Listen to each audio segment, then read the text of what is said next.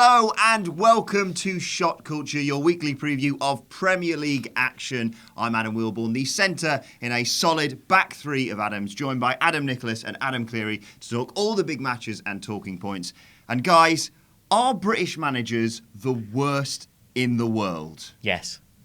Well, there we go. There we go. Thank you for joining us. Yes, thanks for having it. There we go. No, we were talking about it this week. There's been a sort of managerial merry-go-round has been the term that's been regularly used in terms of all the managers near the bottom sort of swapping jobs recently. But we sort of looked into it and they really shouldn't be giving any jobs to British managers. It's one of these emotionally charged things, and I imagine the comments are going to reflect this. I think we would all, before we start, I would like to see more British managers at the top end of the Premier League. I think it would be great if our best clubs were managed by managers from this country. Like all the rhetoric that goes with that to one side, I think that's better. I think people tend to understand clubs a lot more. But statistically, when you look at the kind of opportunities that are there in the Premier League, and every single time a British manager gets offered a decent job, they just make an absolute mess of it. Yeah, I mean, well, you two are here for bants. I'm here for stats. Just 9. Yeah, He says doing a band. 9 of the 20 clubs in the Premier League are managed by British managers. But yes, you're right in terms of the layout. I mean, look, you've got the bottom 6 clubs all managed by British managers. Yep. And it's not like British managers haven't been given chances at big clubs. You've had Man City with Mark Hughes. You've had Tottenham. Stuart Pearce as well. Yes. You've had Tottenham with Tim Sherwood and Redknapp. You know, you've got Kenny Dalglish and Brendan Rodgers at Liverpool. So it's not like they haven't been... Brendan Rodgers probably a slight exception there. He did do reasonably well. But in terms of people being given chances... Yep. It's not like it's not happened. Oh, it's definitely happened. But Moyes at Man United. Yeah, exactly. Which I've got to say, I said at the time, when Moyes got the Man United job, I was like, I think it's great he's got that job, but I guarantee you in a few years' time, David Moyes at Man United will be one of those things you say to your mates in the pub, like, God, do you remember when... It's a pub quiz question, isn't it? Mm-hmm. He's become a statistic, basically. Oh, do you remember that time that guy who did terrible after... It was always going to happen, though. Whoever it was, I don't even think it was just him. It could have been anybody. I'm thoroughly behind the theory that Alex Ferguson deliberately picked David Moyes to make him... Because think about it, Ferguson won the league with that exact team Moyes had, minus like the nice big signings Moyes got, and all of a sudden it looked like he'd performed absolute miracles. Incredible. Well, actually, that picture, I remember there was the lineup. Do you remember they played Arsenal and they won like 8-1? Was it 8-1? Yeah. And it was that exact team against a pretty decent Arsenal team, and then in reflection, it was. It's even worse. It's even worse. That Man United team that beat Arsenal 8-1. The midfield is Fabio, John O'Shea, Raphael, and Darren Gibson. That's the midfield that beat Arsenal 8-1. He made Anderson look a world beater, didn't he? Yeah. Anyway, I think it's kind of come at a very salient time, this, because it wasn't very long ago that Sam Allardyce, who definitely didn't want to return to management a few weeks ago, was sat on the sofa with Richard Keys and Andy Gray. Three just top lads. Three really sound guys. Pint of whiny. Zero discrepancies. Football's top all. gear. Yeah.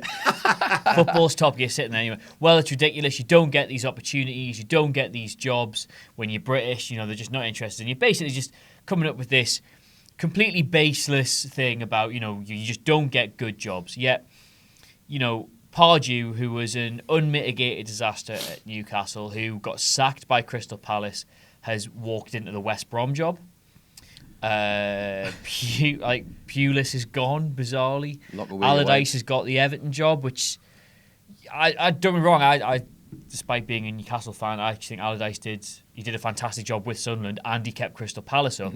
But given that Everton had these aspirations of being in the top 6 this year, they've just how he's walked into that position. If someone says that to you at the start of the season, you got Coleman with the team that he'd signed as well, and they're like 140 million spent. 140 million spent. You look at Everton and you think, oh, that's a good shout this year. I mean, I think I heard you guys saying he had all the right players, he just didn't know which way to put them. We had 3 number 10s and no centre forward. Was the problem we had. That was the issue. But at the end of the day, that team on paper should have performed a lot better with that manager as well, who's got a proven track record at Southampton. He was good, and then they said, oh, now you've got Sam Allardyce, who is just coming off the back of all that The Everton fans that I know are really disappointed in this signing, and as someone looking in from the outside, all I can think is, well, the main problem you've got at Everton, aside from, as we mentioned, sort of square pegs, round holes, that whole issue, is the fact they were conceding so many goals. And if you want a manager to come in who will stop that, it's Tony Pulis or Sam Allardyce. Sam Allardyce, yeah.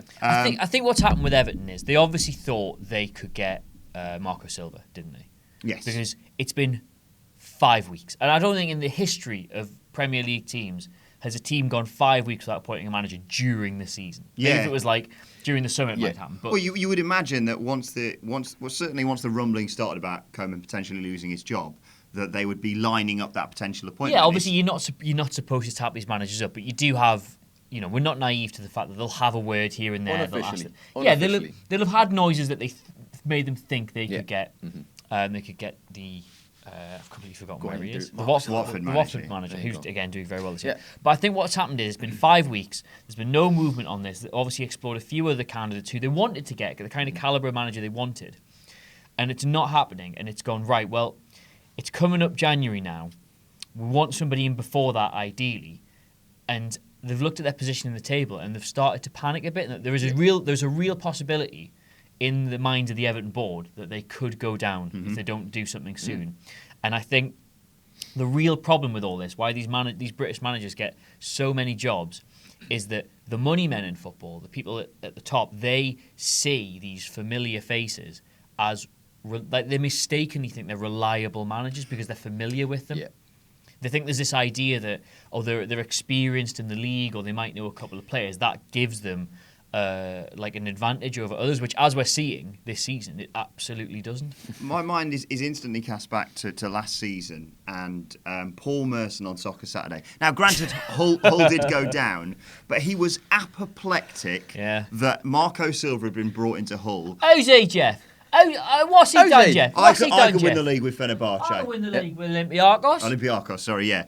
But it was one of those where they were furious about it. And yes, they still did get relegated. They weren't a great side. But the fact that, but he turned them round in terms of football and outfit. The fact that this side, they said, oh, well, do you know what you need is an experienced head in the Premier League. What was he now about the Premier League? What is he now? It's like, that's not how football works. It's not how it works, no. You don't have to necessarily point to where each ground is in the country to be able to win. I would like to see Paul Merson do that, actually, point at every ground in the country. That would be content. I'd like to see Paul Merson point to the country. It's just a jobs for the boys thing, isn't it, really? Like, I mean, you remember the thing that went round about, Ryan Giggs wanted the Swansea job, and Robbie Savage thought he should get it because he's Ryan Giggs.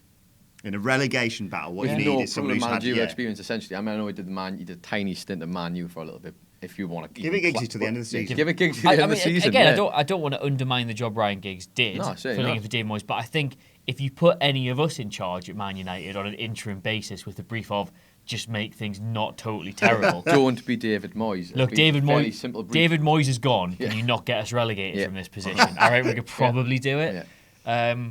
It's just, like as you saw with the Keys and Gray thing, there is a culture of palliness, of a tight-knit relationship between certain managers and the media. It's just banter, mate. That's all it is. It's just banter. Just banter. Pint of wine is just banter. I think we're repeatedly told that these managers understand the league and that they understand the core British values of the Premier League for no other reason than they're very pally with people in the press. I mean, we saw at Newcastle, like, Pardew just never got criticised outside of the North East. Oh, Newcastle fans should be careful what they wish for. They're lucky they've got Pardew and all this. It could have been a lot worse. It was like, no, but we're genuinely setting records for being the worst top-flight Newcastle side ever. And the problem was he's just got so many mates in the press. Redknapp never got criticised. Yeah, even now when he's failed at lower league clubs and still chucked loads of money. It's the club's fault, isn't it? He's not getting criticised. Now, people will be saying in the comment section, hang on. But you're talking about that tends to be how the comments start, innit? Yeah. You're talking about British managers. You've got a Scottish manager, or two Scottish managers, who won the league a combined 14 times. You've got Kenny Dalglish, and of course, Alex Ferguson, who won it 13 of those 14 times. Kenny bringing the brunt there. Yeah.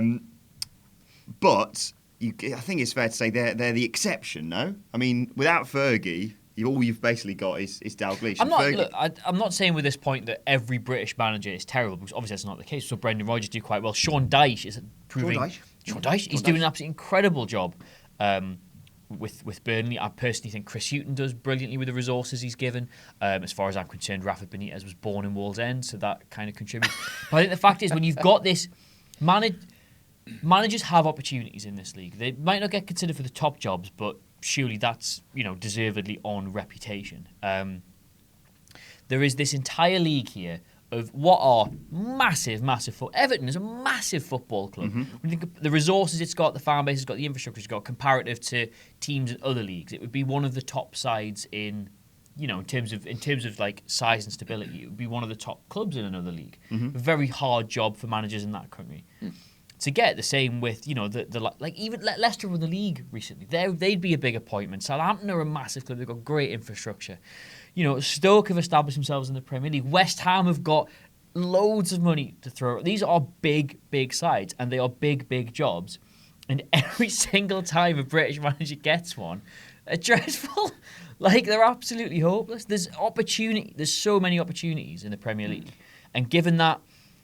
Just that scope for success that there is, the fact that British managers fail so regularly should tell you that there's just, whether it's just the way they're educated, the way they have to get their qualifications, or just the manner in which they think they should walk into these big jobs. It's just... So a lot of the guys who are the British managers coming in, are they like, would you argue they were from a generation previous to maybe what the next generation that might be coming through of English managers in terms of like the mentality from a football playing style? I think we're not saying as well no British manager should get a job in the Premier League. Obviously. I think it's maybe God, it's the whole thing of these appointments are almost holding down the other British managers who could be coming up, who've established themselves. Gary Rowett did amazing before he got sacked for no apparent reason at Birmingham.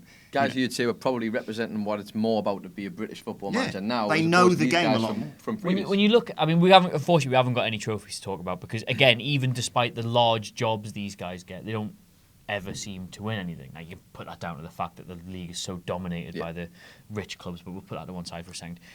Respective to the resources they've had, like the two most successful British managers in terms of the job they've done, respective to what was expected of them, Dyche, and probably still Eddie Howe at Bournemouth. Yeah, absolutely. If he keeps them up for another year, like the size of Bournemouth and the money they've had to spend, like they have no right to be competing in this division, and yet they are. And the transition they made, obviously, from coming up to the Premier League. Yeah, and I think maybe before that, you'd make a case for the job Pulis did at Stoke, although he has his detractors for other reasons. I mean, you can't dispute the fact he brought Stoke were an unfancied, unpopular side. Absolutely. Kept them up for 1 or 2 years, and then a gambling firm just chucked loads of money at them. So, what more can you ask for?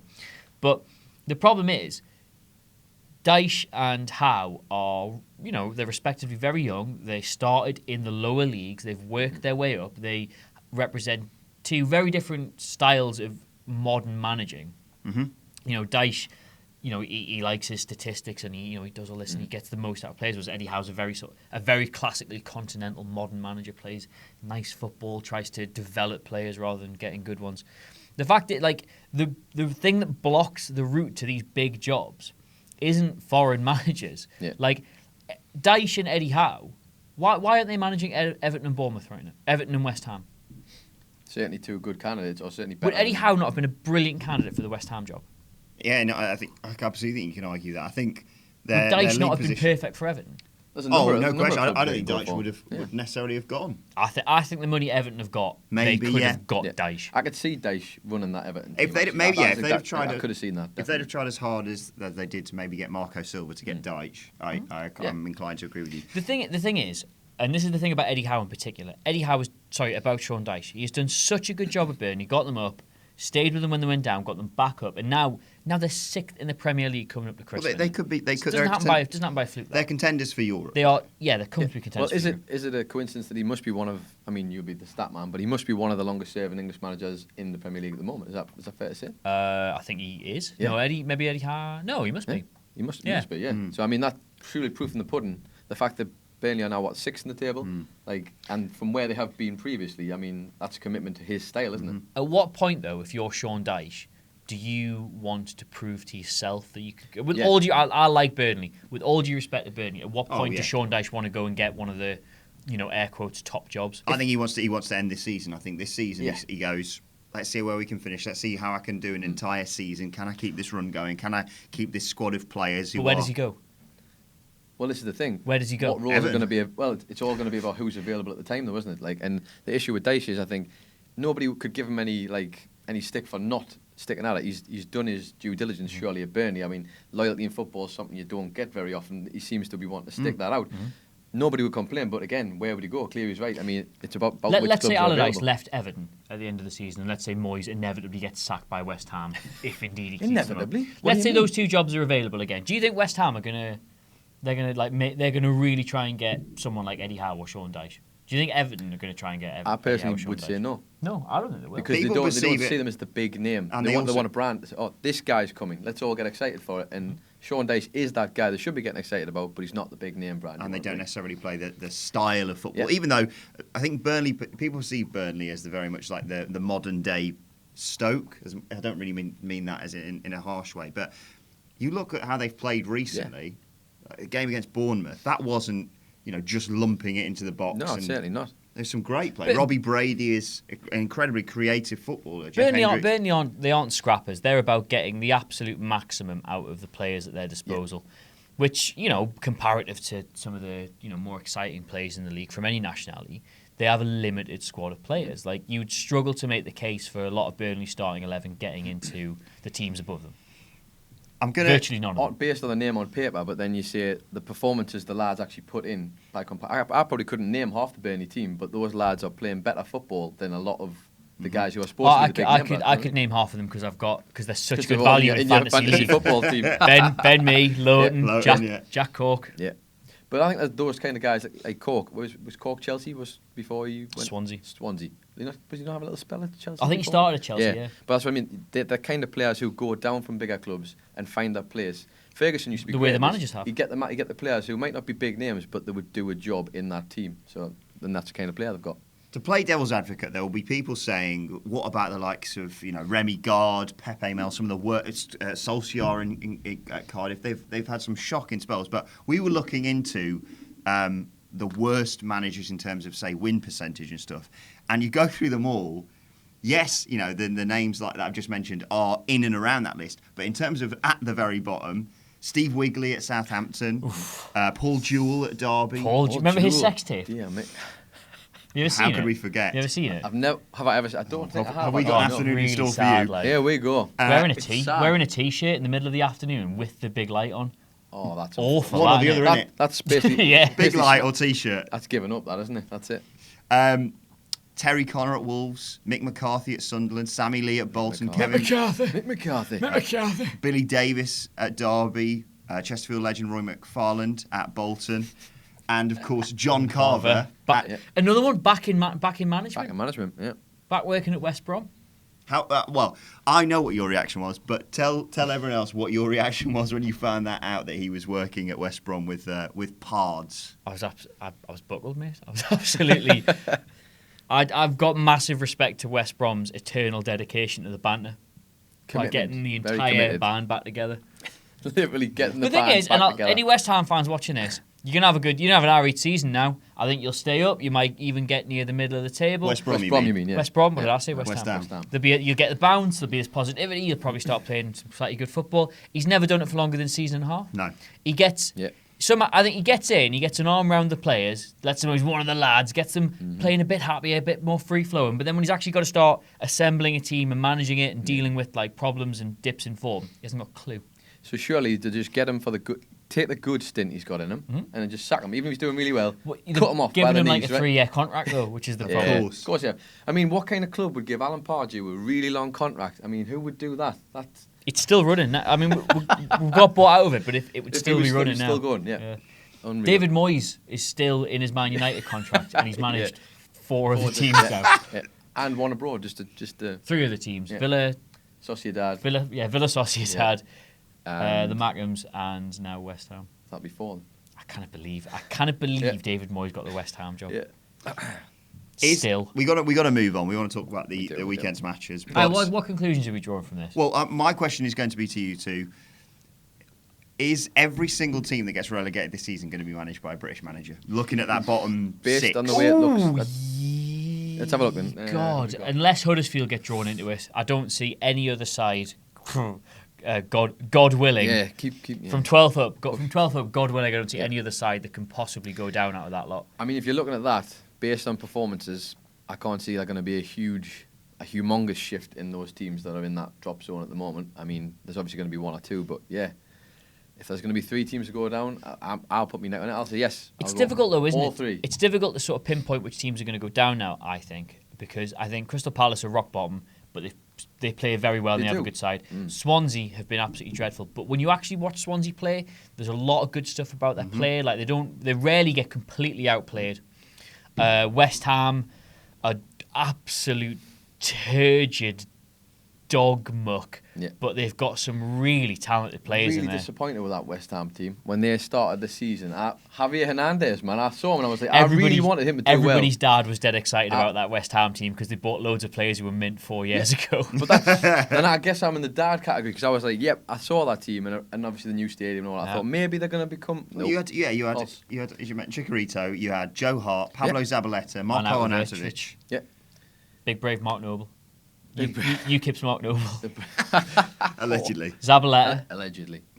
Yeah. The problem is they bought I know what you mean. Like, they readily assembled a back 4 who were all over 30 and then bought like a goalkeeper who was having the biggest crisis of confidence any former England goalkeeper's had since Seaman. Did they find like a copy of 442 from about 2013? I think so. That's where we'll sign them from. So, it reminds me of, like, well, I know you guys are all FIFA purists, but on Pro Evo, there's always a bunch of categories kicking around there. Players who are just like free agents are kicking around. They're always over 30, and you always sign them because they're cheap and they're easy to do. I know some of these guys wouldn't have been cheap, but that's exactly what that team feels like. Just put it together however you can. But if you look at like the weaker sides, the teams who, based on their squad, should be worried about going down. Huddersfield are 14th, playing very well. Bournemouth are 15th. You know, they've always got a good couple of results in them. Stoke and West Brom have probably got 2 of the best squads Stoke and West Brom have ever had. Stoke City's Champions League squad, essentially, you mean? Like, just full of Champions League players. And obviously not. And then obviously Everton quite well, but then, you know, Newcastle and Brighton and maybe Leicester. Possibly they could. Look, I don't want to try the relegation. Well, clearly Newcastle are going to end up in the top half of the table, aren't they? I mean, let's move on. We'll come back to this. We've got some great games to look forward to this weekend. Obviously, the late kick-off on Saturday, Arsenal versus Man United, a classic rivalry, not just in terms of the teams, but in terms of the managers. Thoughts going into this, because they both lost to a team in the Big Four. In the top 4, sorry, and then have gone on decent runs of form, looking pretty decent in terms of going forward and at the back, aside from Man United attempting to throw it away against Watford midweek. What are your thoughts going into this game? I think this is a fascinating game. I think it's one of those ones where if this game happened a week ago, I would have fancied Arsenal to do them all over. It happened 2 weeks ago, I would have fancied Man United, so on and so forth. I think Arsenal are, and I presume I've said this every year of my life for the last 10 or 12 years, Arsenal are at a pivotal point in their season right now, where they've either got to decide whether they're going to be good, because they found a way of playing, they're starting to get the most out of what is an incredibly talented squad, or whether they're just going to drop their arses again. Because it's going to be one of the two. It's not February yet. Let's be honest, I was going to say, we're hitting that period where it's like, oh, by the way, lads, there's a little self-destruct button there. Don't touch it, but it's there. The thing is, they've slowly crept back up in the league because they looked, you know, and we were saying to go into the Tottenham game, if they stuff that up, they could be them out of the top 4 running, and they've put together a really, really strong set of performances. Like it wasn't just the fact they beat Tottenham in the North London derby. It was they comprehensively outplayed the second best team in this league. The manner they played. And what do they find themselves on now? 28 points. If they beat Man United here, the goal difference is too big, but they could go 1 point behind Man United. You know, they could nearly be second if they win this game, and then they'll have. For all people say that Arsenal don't do it against the big sides, they've got this terrible record. They'll have beaten Spurs. They'll have beaten Man United. You know, it's one of them where like you almost feel sorry for Arsenal fans because they must be going into this thinking, do you know what? They've got a little bit of hope back. We can actually do this, and then Mourinho will turn up. What are you looking forward to more? The game or the touchline? I'll give you 3. The game, the touchline, or Arsenal fan TV. I've had to stop watching that. It just depressed me. I realised I was taking too much joy in the misery of others.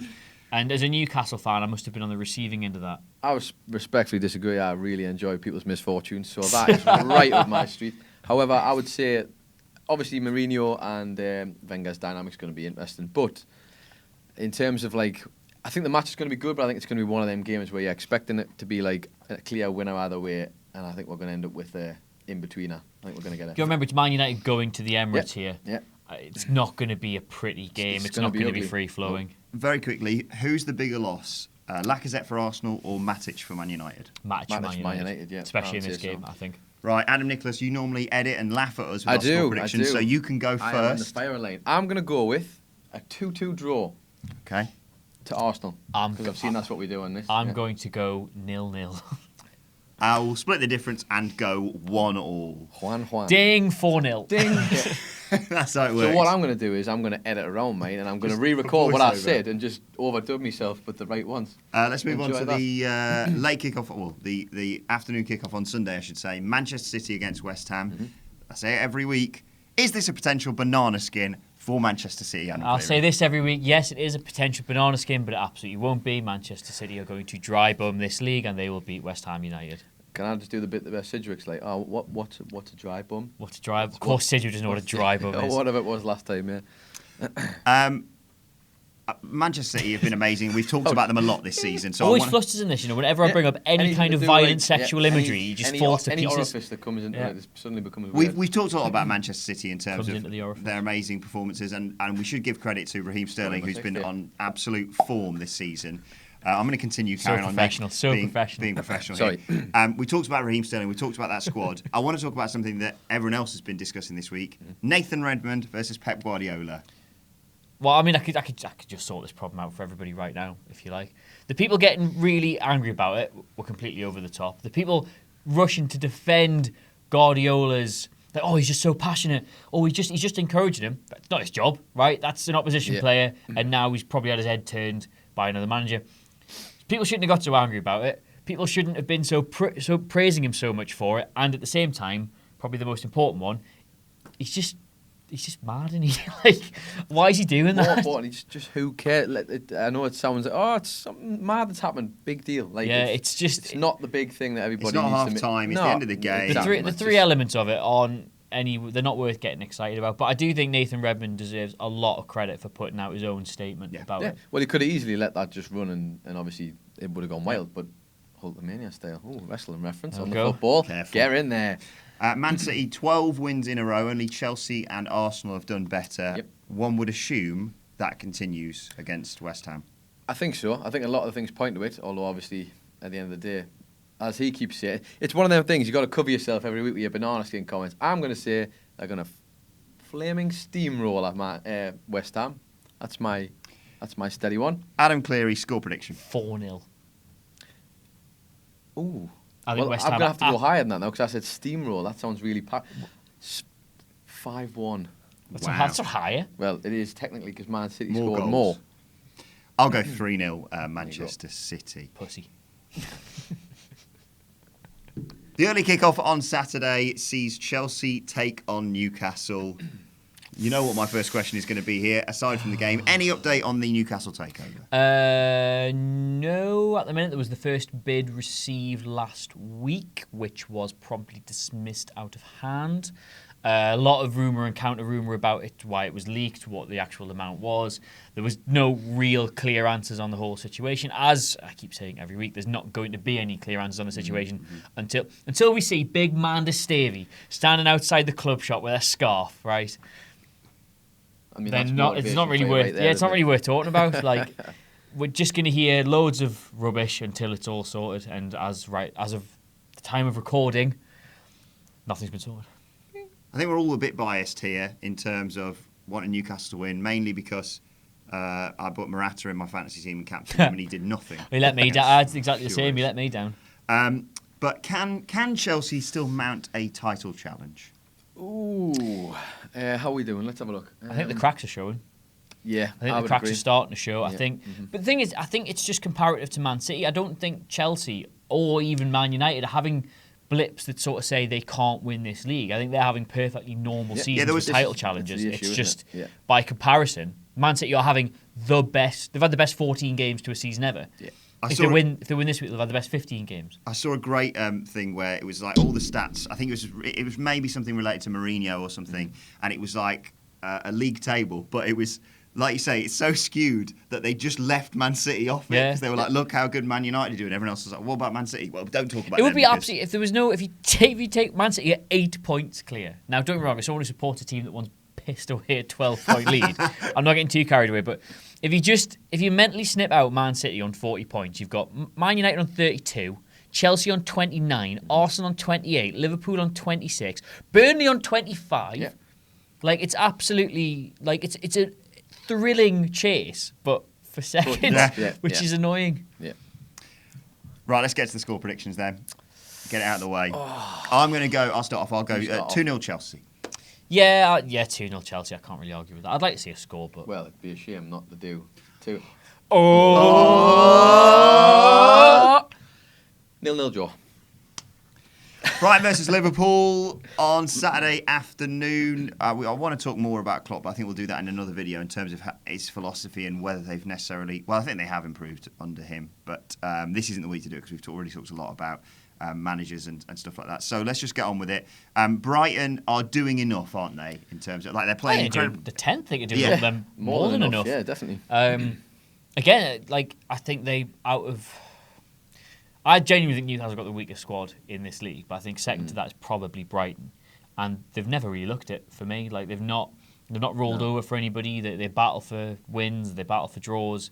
To be 10th, 14 games in is more than enough. I think most Brighton fans would have been happy with 17th at this stage. So if you're a Brighton fan, where would you be happy with, I guess, settling the league this year? Given the it's one of those, isn't it? Teams that are in there. At the start of the season, they're taking your hand off for 17th. Now they're 10th. Starting a dream.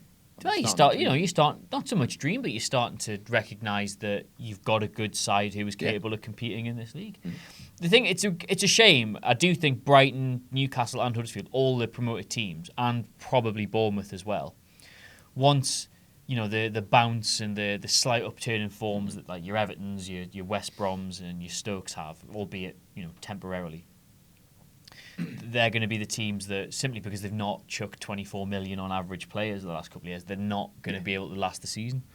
So I do think we'll start to see a bit of a settling of the really bad teams, the underinvested teams soon. Especially, after you've got the January transfer window coming up not far away, and I think that's for these teams. I guess, do they have the money to bring in the kind of quality players to turn around, or are the bigger teams going to just vulture them all? The problem with January now is that the amount of money in the Premier League is you almost can't afford not to throw money at staying up.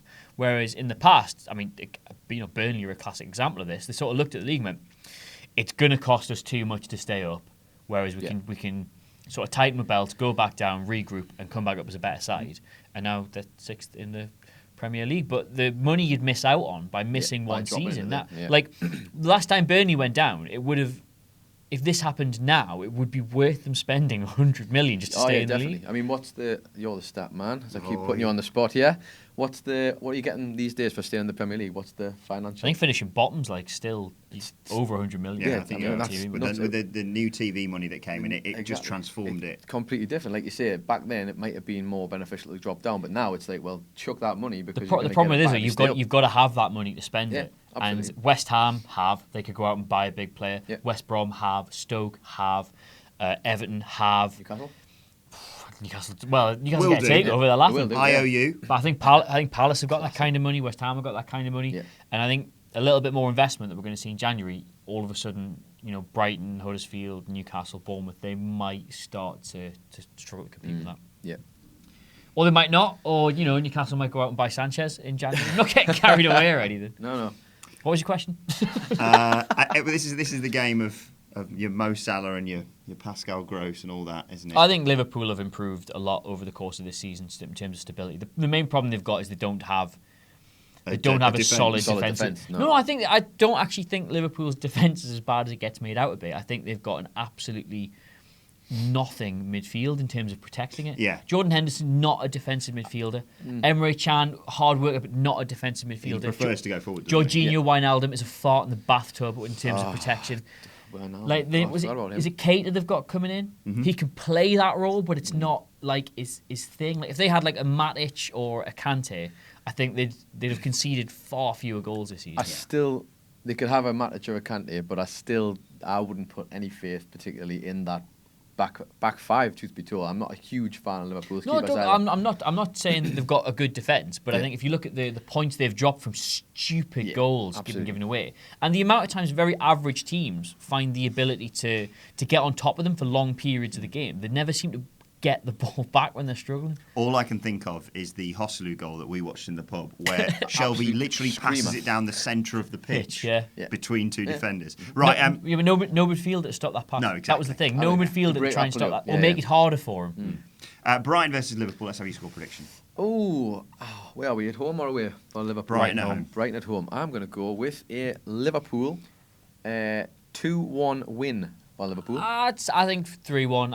I don't think they'll have it all their own way. I do like Brighton, but I think Liverpool have got far too much at the minute. Okay, 2-0 Liverpool. Watford versus Tottenham is our next game. Two teams who suffered big losses in kind of different ways midweek. Very Obviously, different ways, Watford looked like they'd forgotten how to defend for the first half against Man United, and then an amazing comeback, and then Jesse You can't Lingard, defend against Ashley Young, though. That's the problem.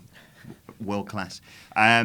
Please don't even get me started about Ashley Young, man. But then, of course, Tottenham lost against Leicester. They've gone on a bit of a horrible run of form. Is this? We'll get to Watford in a second, but is this the Champions League catching up with Spurs? Yes, I think I said that at the start of the season. Like I think Tottenham have got one of the most exciting and gifted starting 11s in the Premier League. But beyond that, I think they really do struggle for depth, especially with the injuries they've got as well. They've stopped keeping clean sheets. They've stopped free scoring. I know Dele Alli's been quite good in the Champions League. And I think the criticism Dele Alli's got this season has been ridiculous, by the way, given his age. Like, he's destined to have a bit of a blip. Yeah, but as soon as you come onto the stage at a young age, you're always going to get that. I mean, I know, but when people sort of, I think he's played virtually every game for Spurs for 2 years, and he's 21, 22. Yeah.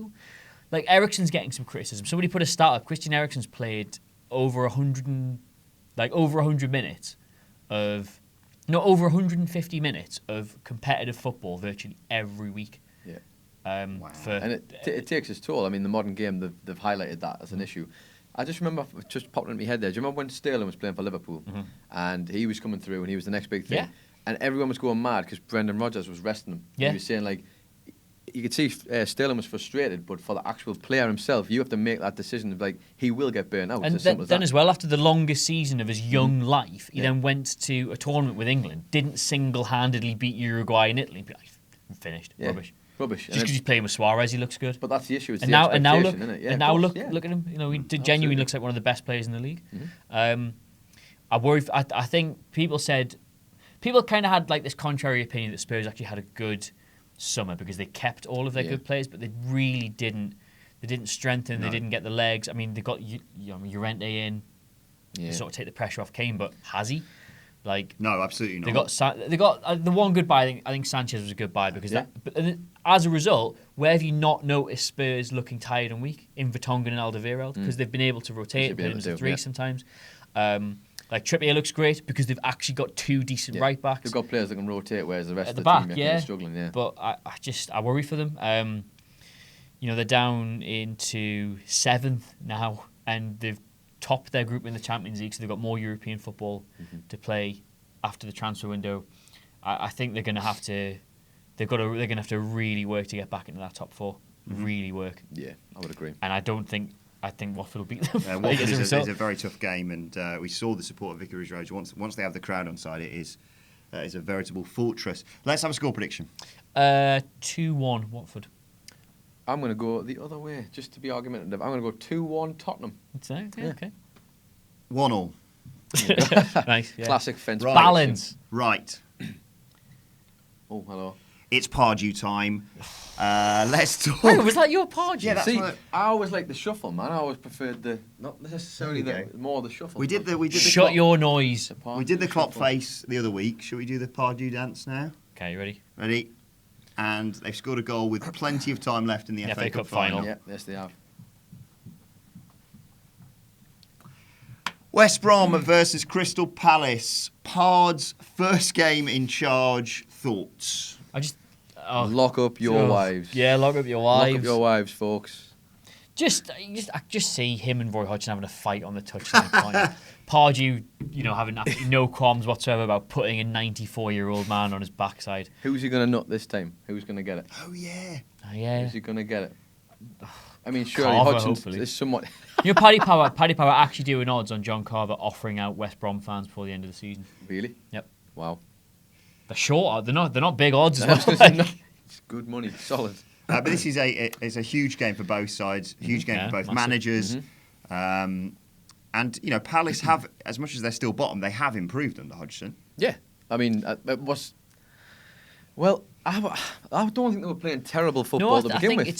It's just, like teams have their good luck run out. I think Palace's bad luck finally ran out. They were playing really good and missing, that last De Boer game where they must have had 7 or 8 just... Headers in the 4-yard box. Yeah, and didn't score a goal. And it simply can't be that. I mean, I think, playing Zaha down the middle has been a bit of a revelation. Hodgson deserves credit for that. They've got Benteke coming back, which, depending on your stance, may or may not be a good thing. But they've got a talented group of players and a manager who can get a bit out of them. That's another team similar to when Everton and West Ham made the signings. I'm looking at the Crystal Palace squad and I'm thinking, it's not a terrible squad. No. I mean, if you look at it from top to bottom, it's not a bad squad. And as we said, they haven't been playing terrible football. And yes, it's starting, the bad luck's run out. So they're getting results now. Is it Hodgson?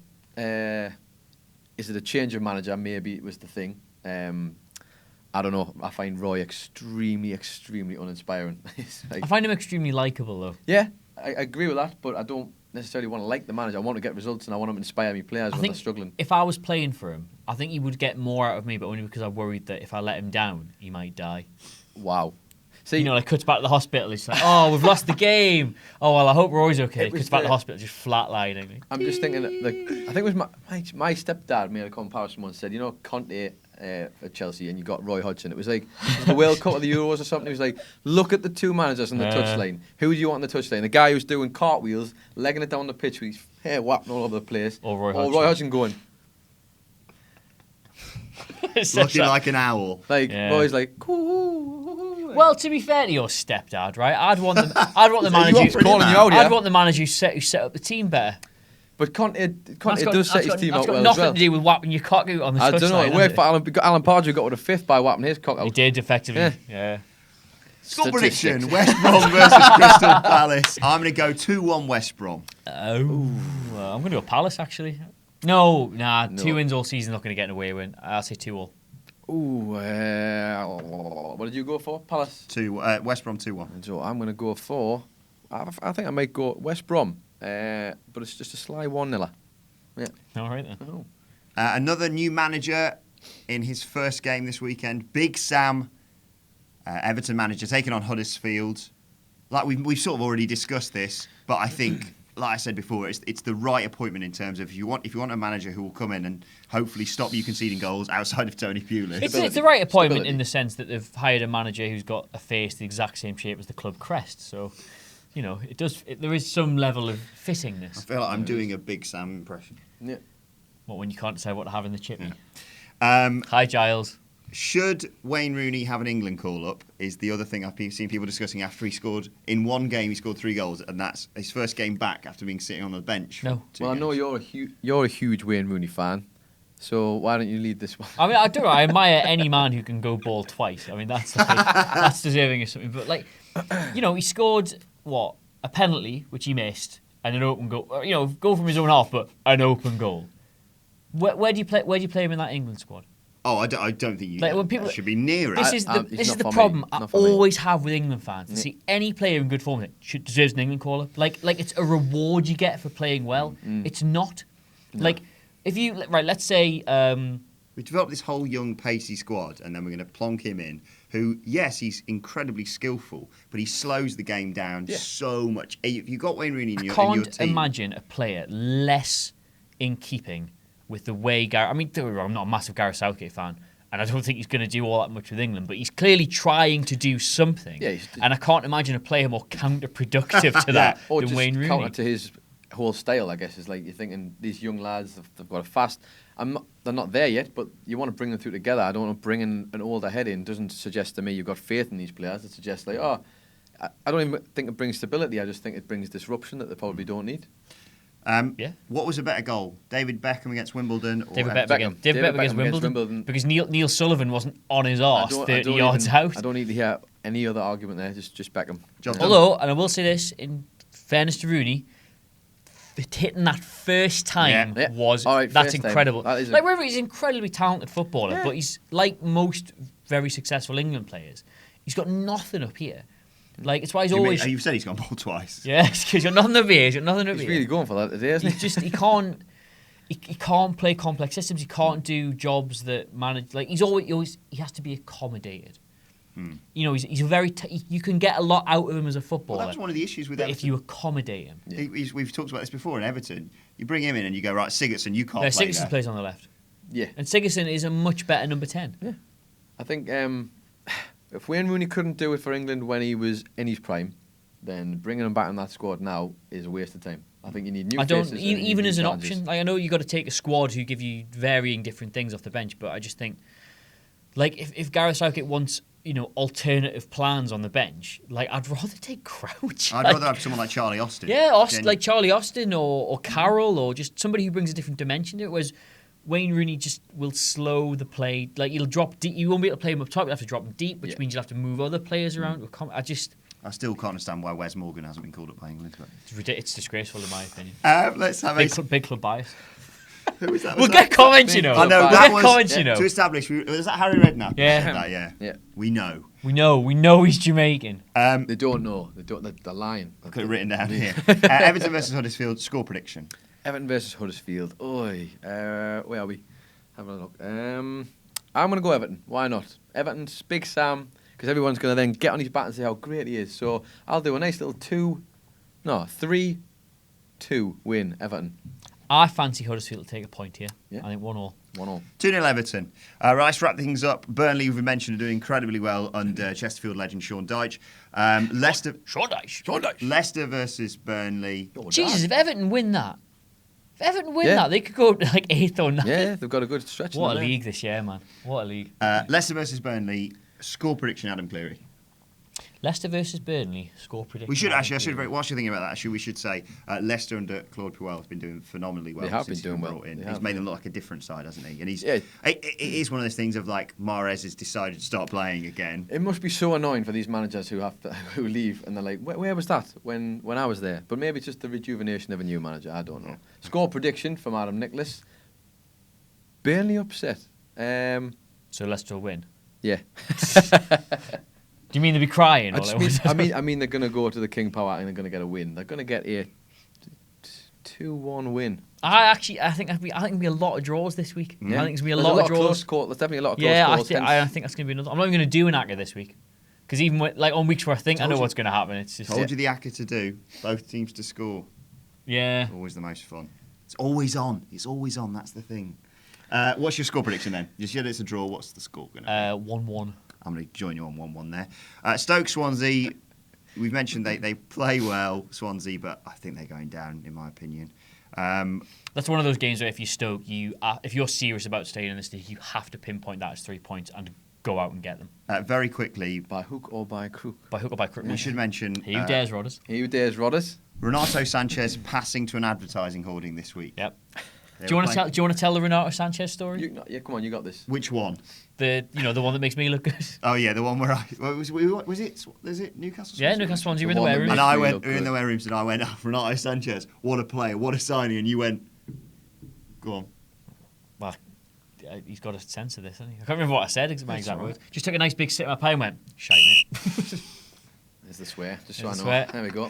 Yeah, I think you said the Bundesliga are pissing themselves. Yeah, everyone in the Bundesliga is pissing themselves that they've not only got rid of him, but they've got a potential sell-on clause of about 30 million or something. Passing accuracy to advertising holdings, 100% this season. What happened was they were playing in red, if you haven't seen it, against Chelsea, and of course the Carabao sign is red. The Shan Red Bull. Shan Red Bull. Straight to the Carabao sign, straight out of play.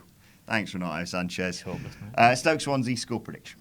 Stoke Swansea. 2-0 Stoke. Come on, it's obviously 2-0 Stoke. Let's all just get on with it. Should we all just get the same score? Yep. 2-0 Stoke. 2-0 Stoke. He's going to do it, isn't he, swine? 2-0 Stoke. Yes! Right, the big game of the weekend, Bournemouth versus Southampton. Oh, that's the derby, that, isn't it? Yeah, It is. It is actually an important game for both sets of fans. But yeah, Sunday game. Let's just score prediction. Bournemouth much improved, I should say. Bournemouth, yeah. Bournemouth, what we got? I mean, I think Southampton aren't as good as Everton made them look the other week. Yes. I mean, and then Southampton did look like world beaters in that game. Let's not. Yeah, there's no two ways about it. I don't Charlie think they are Austin was that good. absolutely loving that game. It's another one of those where I just think, in the context of a derby where you're not going to get teams playing the way they normally play. I hate saying form book goes out the window, but like certainly the approach to the game. Say it goes out anyway. the Go on, window. say it anyway. I think Southampton have got more about Straight them. out the window, mate. I think Southampton have got more about them, but again, I think it could be a draw. I'm going to join you. I was going to say, I think it's going to be 1-1. I'll go for that as well. 3-3. Well, if that's the case, You're open for an excitable match of the day too, aren't you? I am, yes. Right, so that has been our predictions. Let us know what you think in the comments below. Don't forget to let us know what you think about British managers and this solid back three of Adams in the comment section below, although I'm sure you will do that anyway. And also let us know what you'd like to see us discuss. More of a we've midfield we've three. got the isn't it? height. We've definitely got the height. Yeah. I mean, that's what we're. And let us know what you'd like to see us discuss next week as well in the comment section below. Don't forget to like, share and subscribe. My thanks to Adam and Adam. I've been Adam. We'll see you What next week. culture. Adam. Do you need to do a little wave? No, I'm going to do one anyway. We're still here, aren't we? we're going to edit this There in. you go. There you go. Enjoyed that.